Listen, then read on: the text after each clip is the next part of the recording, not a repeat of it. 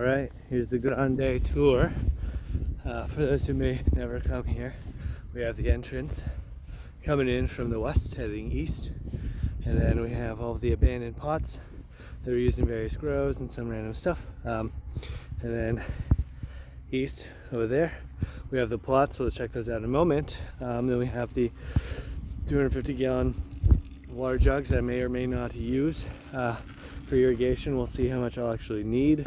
We have the pump house for the well, and then heading south on the property, we are moving towards the greenhouses. We have this field that I opted to not use, even though it was close to the greenhouse, because of the vast array of very large mature trees that would shade it out, especially when foliage grows in, and then the season falls past the solar equinox, or the summer equinox.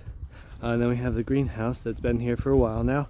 It's very ill at ease. It's not very good, but it'll work as a home base.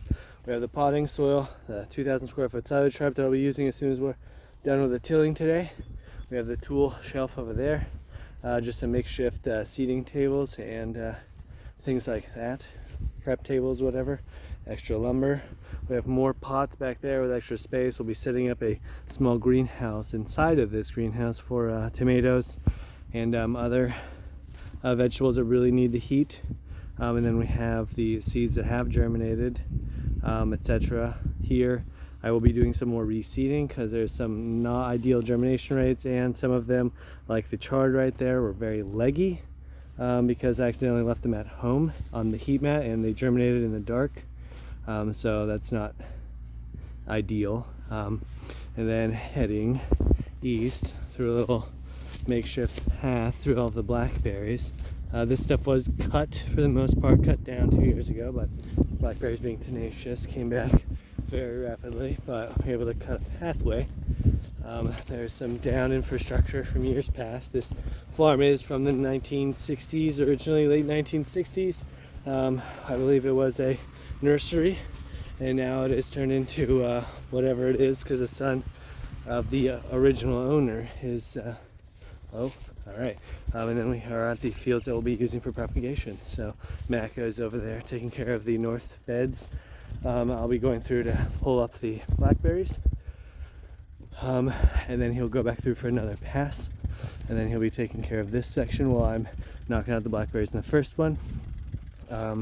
We have this old greenhouse area that we took down. All the pieces for it are lying over there, so when the time comes we can build a new one, probably in Caterpillar tunnel style.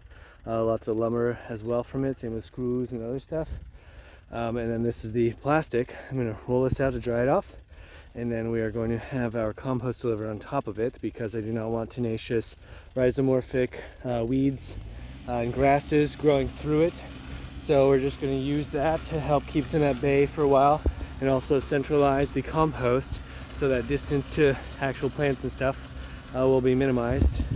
And then also back at the well house, we have the 55-gallon drums and the sump pump that are going to be used for the compost teas that we're going to try to go hard on to really activate the soil biology and really minimize inputs in terms of fertilizers and stuff, especially with everything going on in the world right now. So I prefer not to put that pressure.